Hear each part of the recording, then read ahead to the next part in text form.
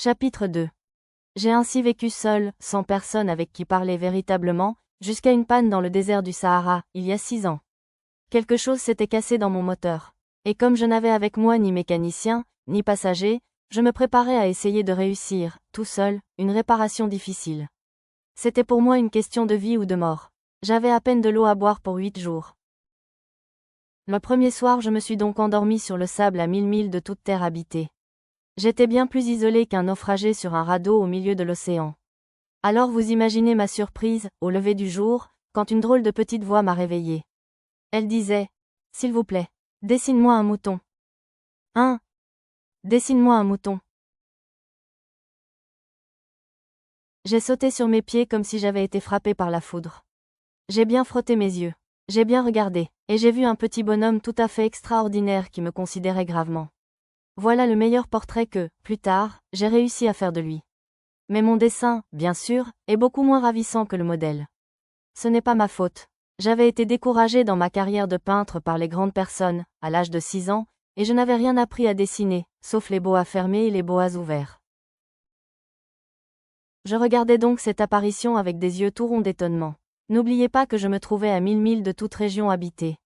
Or mon petit bonhomme ne me semblait ni égaré, ni mort de fatigue, ni mort de faim, ni mort de soif, ni mort de peur.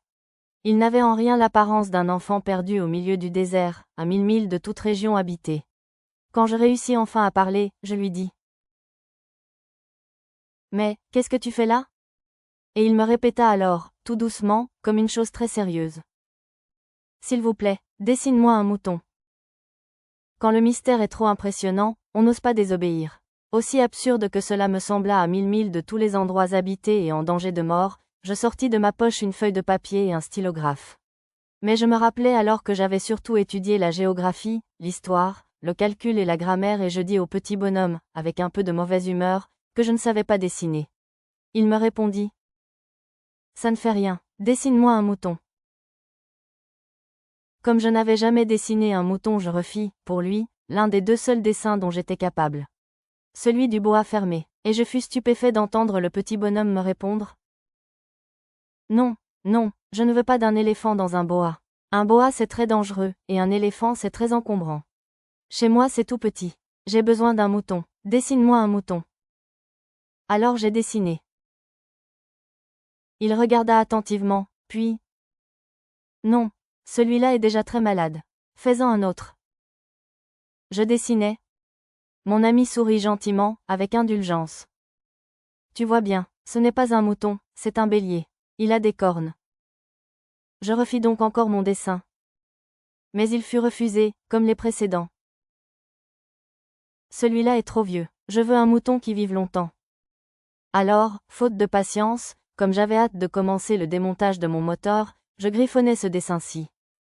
Et je lançais. Ça c'est la caisse. Le mouton que tu veux est dedans. Mais je fus bien surpris de voir s'illuminer le visage de mon jeune juge. C'est tout à fait comme ça que je le voulais. Crois-tu qu'il faille beaucoup d'herbe à ce mouton ? Pourquoi ? Parce que chez moi c'est tout petit. Ça suffira sûrement. Je t'ai donné un tout petit mouton. Il pencha la tête vers le dessin. Pas si petit que ça. Tiens, il s'est endormi. Et c'est ainsi que je fis la connaissance du petit prince.